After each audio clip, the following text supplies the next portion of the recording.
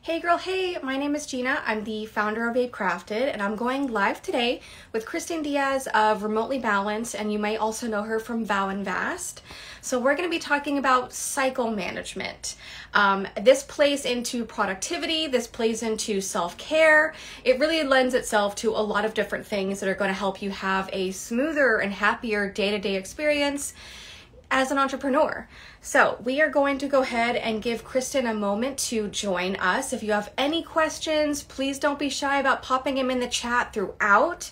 And then also, we want to know a little bit about you. So share a little intro in the chat, and we're going to do our best to customize this conversation, because at the end of the day, we want this to be as valuable for you as possible. So this is a judgment-free zone. Ask questions, get what you're looking for. Okay, so we here. I'm going to keep an eye out for these intros. All right. Hey, Kristen, how are you? She should be. It's just giving me a little bit of a wheel here. Just a moment. Hopefully our Wi-Fi is going to perform very well for us today. I have a couple pre-submitted questions, and then of course we're going to keep an eye out for any questions from y'all. Okay. Kristen says she's trying to join. We're going to send another request for her. Oops, here. Okay. Invite. All right. So, first we're going to kick things off, of course, with introducing Kristen a little bit and having her share about her background. There you are. Hello. Hello. Yes, Hello. Can you definitely. hear I'm me going to go ahead okay? and turn my sound up. Okay. So, without further ado, tell us about who you are. Tell us a bit about your background. Yes, of course. Hello, everyone. I am Kristen Diaz of Remotely Balanced and Vow and Vast. Basically, my ish is to help women and their businesses create intentional balance through aligned strategy. Now, what the heck does that mean? It means I use human design, cycle management through the lens of time management. So this runs all the way from personal lives to your businesses, your careers, through virtual assistants and project management. So it's a little bit of what I do and what I'm Right about. on. Okay, so thanks for sharing a little bit of context about who you are. So, what is cycle management? Yes.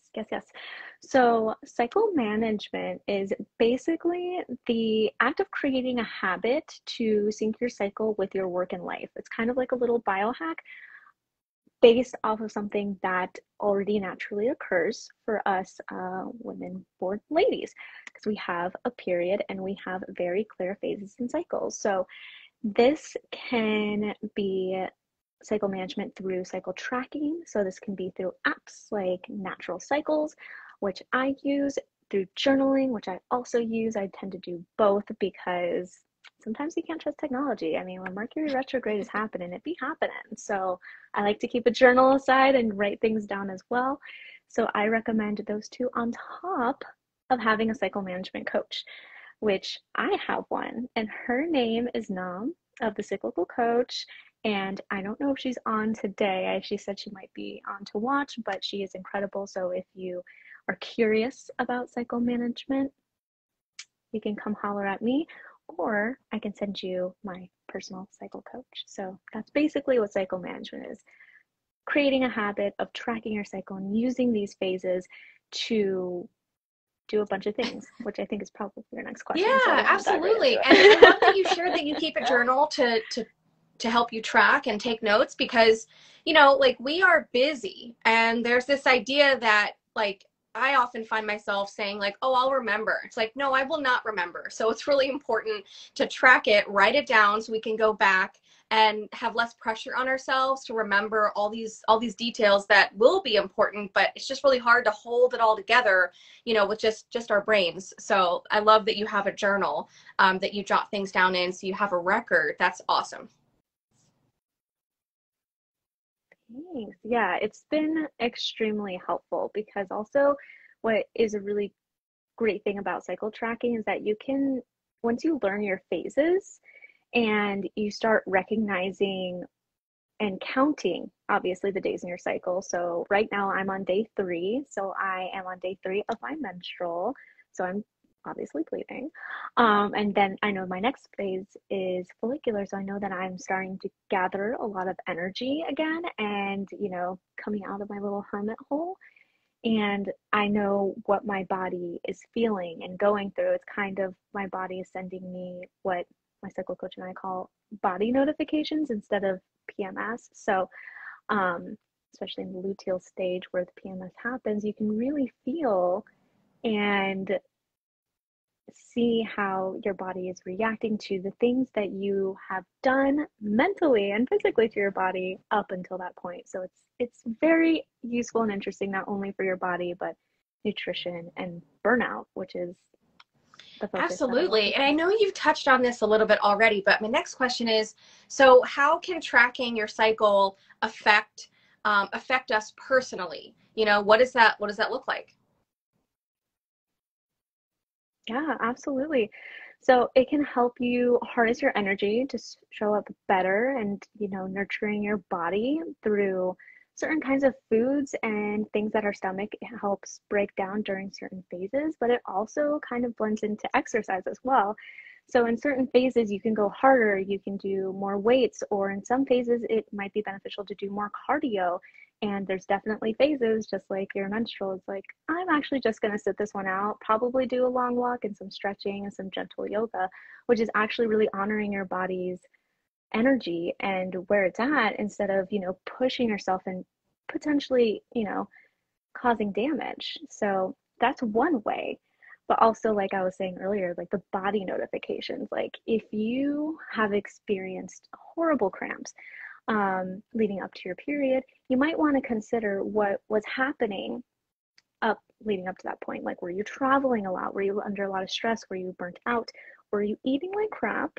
And were we just not treating our mind and body right? So because that also helps. So recognizing that and being able to really see that is very helpful. So those are some ways, but it also, really connects you, mind, body, and spirit to something that us women, we know we have, but we don't know the power behind it, which is obviously, this divine flow and femininity, which obviously only women have. And being able to recognize this and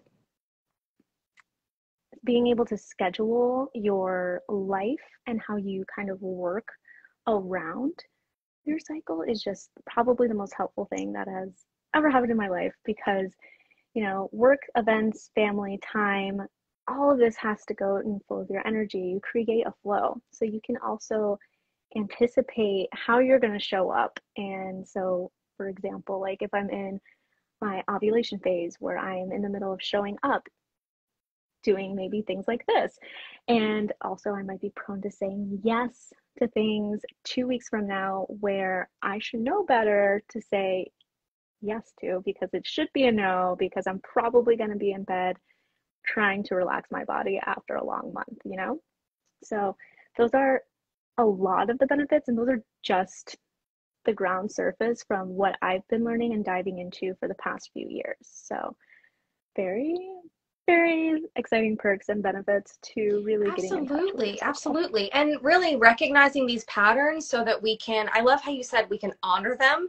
But it's a really great experience to feel good about the groundwork, the plans that we've made for ourselves, everything from, maybe having like a very meeting heavy week or, having no meetings, depending on what is going to be best for our mental health, physical health, in line with our cycle. That is phenomenal. So let's get into the business aspect of this. So, because at the beginning of our conversation, we touched how tracking your cycle, it plays into productivity, it plays into self-care. Like there's a lot of overlap. So how does tracking our cycle affect our business? And how does it affect our business if we're not tracking our cycle?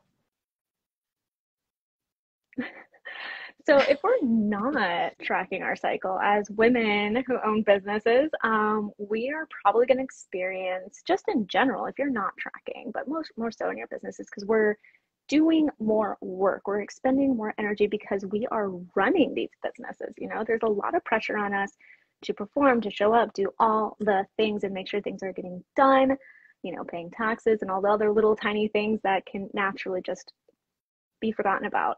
There's so much pressure being put on us as business owners. So it's really important to track because we are so easily prone to be burnt out, or we kind of then lack the motivation to want to commit to our businesses again. So it's really important to track your cycles because it helps you create boundaries around your time and obviously your energy. So one of my most favorite things about learning about my phases is that for 2 phases, your follicular and ovulation, I can have all of this energy to really be out forward. So that's most of the time when you see me do my marketing, unless if I scheduled something way in advance and I have no control over it. But that's where I'm really showing up in my business. And then when I am kind of in my inner winter, which is luteal and your menstrual phase, I'm slowing down. I'm, focusing on client work, but I'm also focusing on one project at a time that I can put more focus into because I have the focus, but I don't have the focus to do 5 million things at once. It's kind of like one big project a day and then answer your admin, take care of your clients, and then I need to go outside for a walk, that kind of thing. So it really helps you learn how to structure your day based off of your energy. So that's kind of how cycle tracking really helps your business because it can help you really get in tune based on the phase, what it is that us as women are most likely to be more prone to do or have the energy to do and show up really well in versus, just kind of haywiring it and just kind of guessing every day. So you can imagine that it's a very helpful productivity tool and it's just amazing because it's just naturally built into us. So Absolutely. And I will say, like, I'm in the camp right now who's not currently tracking their cycle. I mean, I know when it's coming, but as far as like really planning out like what I should be doing and what I should be avoiding around that time, that's something I haven't tapped into yet. But an example that I have in a way that I am like setting boundaries around a certain time is, so we have an in-person workshop every month, and I know you're very familiar with those, Kristen, because you've attended them. You've also helped me run them before. But one example of how tracking, can help us in different ways is that week I don't have meetings that week. I don't have phone calls that week. I don't tackle big projects that week. Like, that week is really set up towards getting everything prepped in advance and then running the workshop, and then all the things that come afterwards, such as the thank you emails and unpacking my car from all the supplies and putting everything away. And I can't possibly do all of that and tackle meetings, big projects, do lots of creative work and writing. It's just too much. So I know that that week needs to be very light, so I can focus on the big rock, which is the event. So I have to imagine that it's very similar to tracking your cycle as well, is that you are, like you said, you're putting these boundaries in place. So for people who are not yet tracking their cycle, a question I have, which is not on the pre-submitted questions, but I'm thinking now, so is it different for everyone? I mean, so your boundaries and the way you set up the, how that week looks like for you, for someone else, like how is it different for different people? Absolutely. So all of us are unique, but obviously all of us women, born women, have our cycles. So the way you put into boundaries to protect your energy might be a little different from mine. So the way you just described your event, for example, that event in my brain is like a good way to think about the week leading up to and having your period. So that's an event. We treat that as an event. That's how my boundary is that I make sure that week it's light, it's chill.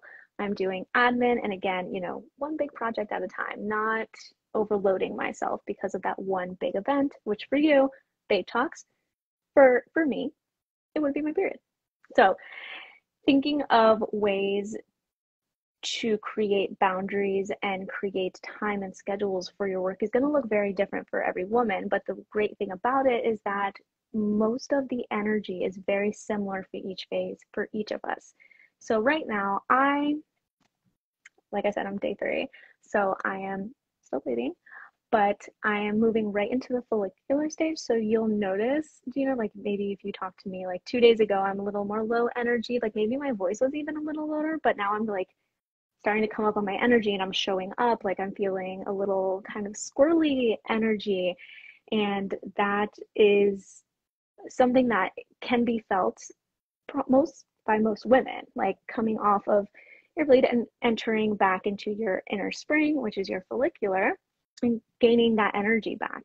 So that's kind of how it's similar, but obviously different, because the way that you hold boundaries and protect your body and your mind throughout your cycle to avoid, well, not to avoid, because obviously you want to learn what your body notifications or PMS symptoms are, but we're also, very different on how we handle that. So I hope that answers your question. I think I just went off on. No, that was great. And so I've heard you mention phases and you said follicular. So what are the phases? Can you break it down for us? Yes, yes. And I hope my cycle coach is watching. She's so proud. So the first phase is obviously your menstrual phase, because that kicks off your cycle. That is day 1. So the minute you start bleeding, that is your day 1. That's how you're starting to track things. So your menstrual phase is your bleed, and then this is your inner winter. So obviously your hermit mode is fully activated here. So I would recommend, this is what I do. So you can try it, see if it works for you. But I usually work from bed, or I'm usually in my room working from there, because that is my cozy, safe space. Obviously, if I didn't have to work during this time, I would definitely take the time off, but we are not there yet. So the best thing I can do is create a cozy environment for my body to fully relax and hopefully lie as much down as possible to avoid some cramping, drinking tea, and, trying to rest, reflect, and receive, which is something that my cycle coach says a lot, and I am obsessed with, because that perfectly sums up that particular phase. So this is also where you're feeling most spiritual and very into, obviously, your divine feminine flow, because obviously, and you're getting a lot of clarity around things, and you're also letting go of things that no longer serve you. So during this time, it's obviously really important to go easy on your body. So yoga, the long walks, not, running 10 miles and weightlifting right after. That's not great. Like, of course you can do it, but your body's not going to experience like the most enhanced version of you doing that workout in a different energy cycle, if that makes sense. So a lot of iron rich foods, obviously drinking tea. And then the most important thing when it comes to business, though, and I've noticed this as well, because obviously I'm a human design girl, I'm a reflector, and I can't make decisions on anything, but especially during this time, since we're feeling so connected and spiritual and like receiving this beautiful amount of clarity, we're starting to get ideas. We're getting ideas all the time, and we're going to want to jump on these ideas. We're going to want to implement them, but it's a strong no. Don't do it. Just don't do it. Write it down and then come back to it when you're in, your follicular phase, or wait until your next cycle phase even to see if that still applies. Because obviously we're in one cycle energy, but we're not meant to act on anything. We're meant to really rest and journal and reflect. So no initiation at this time. Trust me on that, because sometimes when I've created and done things on my period, I will then regret it, or something will change or pivot, which is my favorite word. It will pivot by the next cycle or a few cycles down the road, because I didn't wait to let it incubate before bringing it into action and implementation. So that is the first phase. So the next phase that you've heard me talk about a million times in here is the follicular phase. This is your post-bleed, and this is your inner spring, as my coach calls it as well. So this is the squirrely, chaotic energy that I was talking about. So we tend to feel very scattered, sometimes overwhelmed, but we have an abundance of energy to really start planting the seeds. And this squirrely, chaotic energy is a result of it being a transitory phase between your menstrual and your ovulation. So that's why the transitory phase is kind of like a little wonkier. Like the energy is just like a very big change, obviously, from going to hermit mode into this goddess mode, which is your inner summer ovulation. So during this time, you want to obviously initiate projects. You can work longer. Batch working is really great during this time. 10-10 recommend doing that. And then trying to practice mindfulness is also really helpful so you don't experience as much overwhelm. So the minute you start feeling that scattered, overwhelming feeling from the squirrely, chaotic energy and being in your biz and probably focusing and not moving away from your computer for 5 hours, take a break, take a mindfulness. We'll break and do some meditation for 5 minutes. That is mega helpful. Do you relate to this at all? Do you like it now that you're hearing these things? Like, do you notice that some phases and during the time, like you're doing some of these things naturally or Absolutely. you And want I to? feel like I'm the kind of person who is always a little bit squirrely. Like I'm like always like, oh, this I could do this and I could do that. And what about this?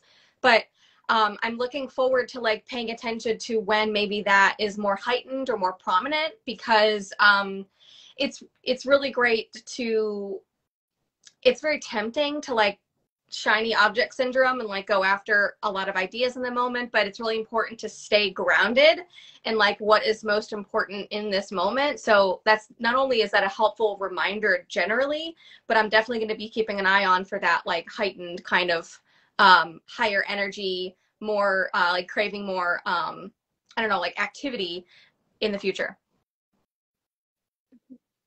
Exactly. Okay, great. So now we're moving from inner spring to inner summer, which is your obviously ovulation phase, your most fertile. So this is obviously where cycle tracking comes in to play hugely because for women that are getting pregnant and they're not on birth control, this is the most fertile time. And for us not looking to get pregnant anytime soon, it's like the big warning sign, like, hey, be careful, be careful.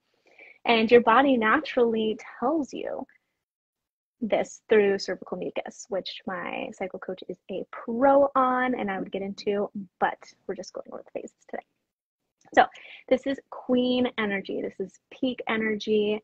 This is when we should be doing a lot of the lives, a lot of being out, networking, because obviously your body is magnetizing people towards you because it's like it's baby making time, even if you don't want one. So your energy, your charisma, your personality, like it's just in complete harmony and just bringing people in. So it's a really great time for you to show up in your business and do the things that are front facing, that you're talking directly to your audience because you're just going to be more magnetic than ever. So this is super helpful, and this is peak energy. So that batch work can take it up a notch. Of course, you can work a little longer hours, but the one thing that I just learned in my last session with Nam, is that the day that you ovulate, which cycle tracking, it gets a little tricky around here, but obviously if you learn more into it, you can kind of tell when the actual day is coming. That actual day, your energy drops right into the luteal phase. So if you go really hard in ovulation and you think that you kind of miscalculate and you're doing things like really high energy things in the beginning stages of your luteal phase, then you're kind of you're there's a lot of irritation and there's a lot of overwhelm. So it's very important to track, especially right in this phase, because of that quick energy change and how it could lead to burnout very quickly there. So that's kind of your inner summer. So it's like very hot, heavy, fun, good time, and just all this wonderful, beautiful energy. But the minute you ovulate and your beautiful womb space is like, oh, who didn't show up here? I'm not creating a baby. Okay, fine. Like, and then, luteal phase, which is your inner winter. And this happens to be the longest phase, guys. So everything else is like a week, up to a week or so. So you got a few days here and there that might be shorter, depending on your body and your situation, because obviously your period can change by, your cycle, or your cycle phases and your period can change depending on how it is that you treat your body and what your body naturally does. So a normal cycle for me is now looking like 28 days. So when it comes to luteal phase, this is the longest phase. So this is where obviously we're experiencing those body notifications, those PMS symptoms.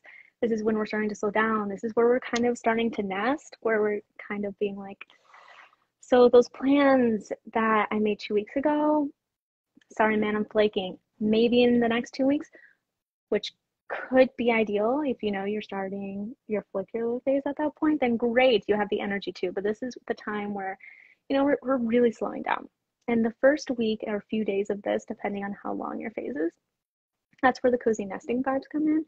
And then the second phase of the luteal is straight inner winter. We are in hibernation mode, and that's the best way to really treat our body during this time. So this is where you want to create more time and more spaciousness with the less projects so that you can be intentionally more productive on the major priorities that you want to get done before your period arrives.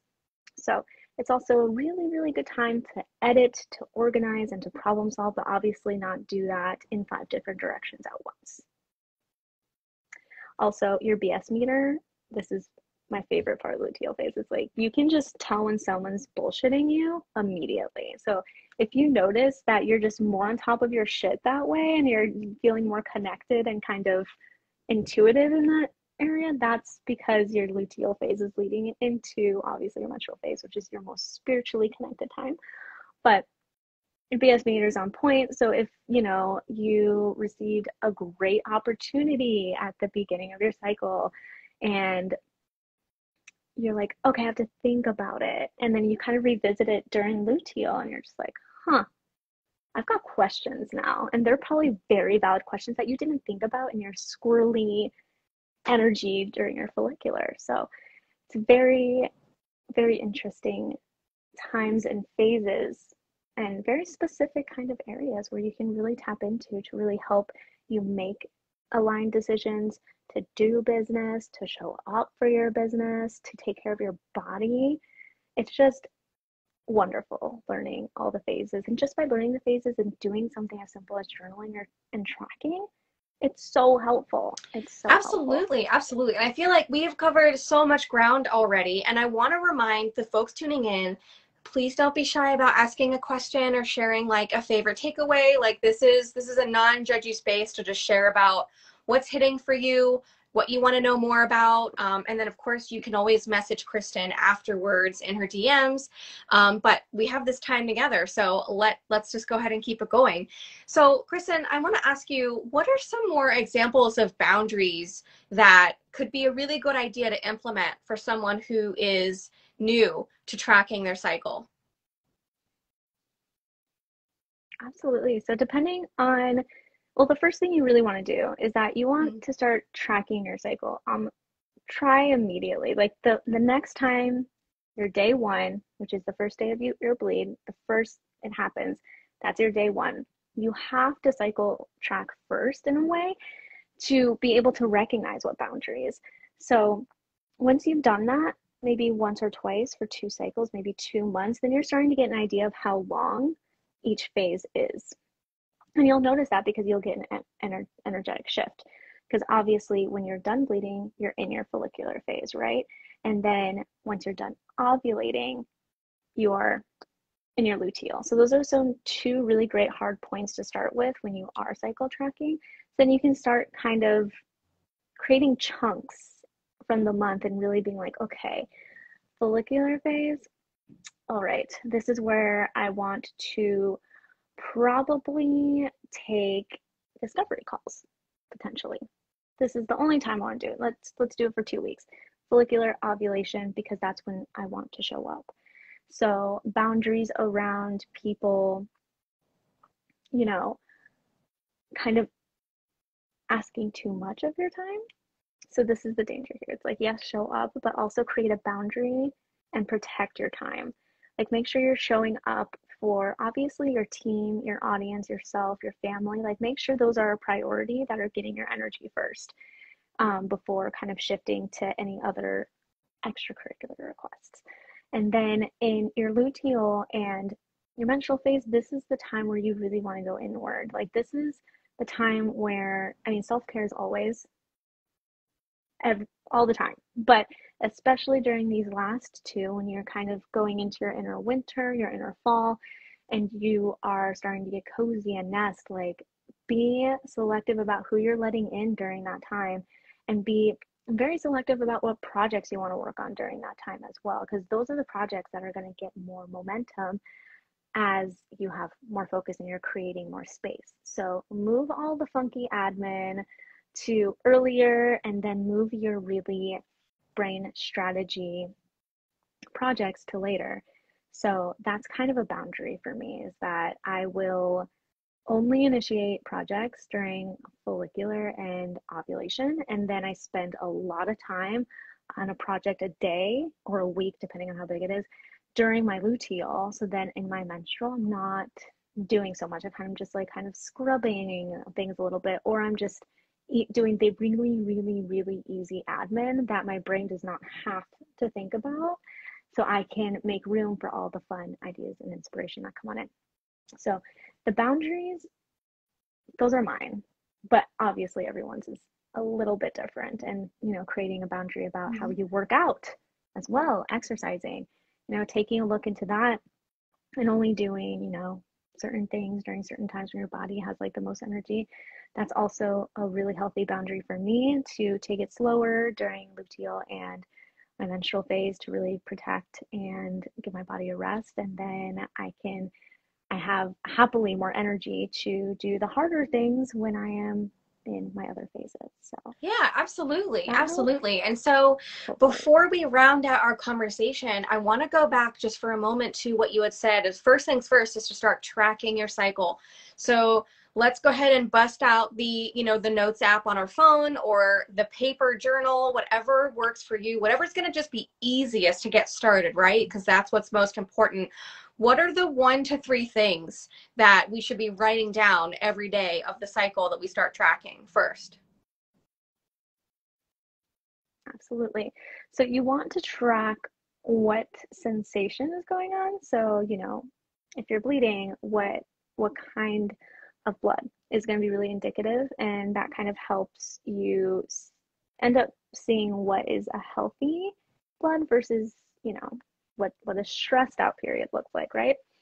You also want to track another sensation, which is your cervical mucus, which is that slippery stuff that ends up on your underwear. So you want to track the consistency, how much of it there is, the color, which is really helpful because that helps detect ovulation.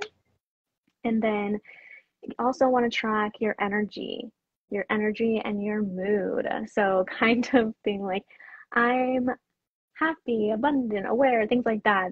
Some of those things kind of are indicative to kind of what cycle you're in, or what phase of your cycle you're in. But also your energy is really indicative of that as well. Like if you're craving home, if you're craving, your space, then you might be in your luteal, babe. Or you might be on your period. Like, so those are two things to, or I guess that's kind of like 3 or 4, absolutely.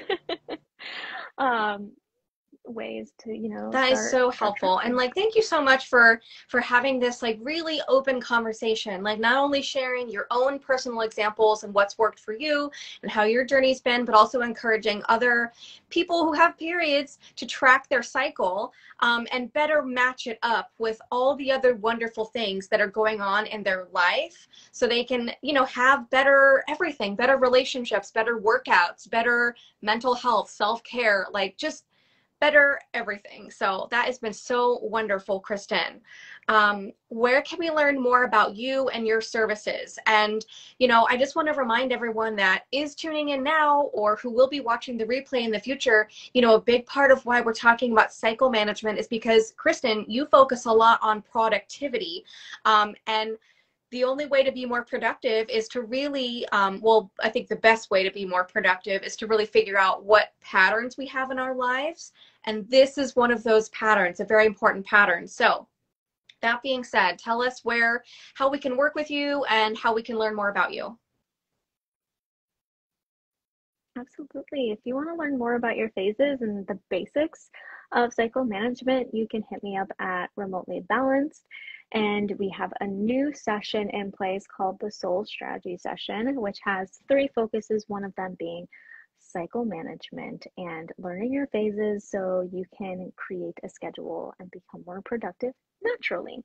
So you can find that on the website, and you can find me at Remotely Kristen or at Val and Vast. So that's, yeah. Sorry. I thought I was going to say more, and then I was like, nope. Love it. Thank you so, it. so much. You're a rock star.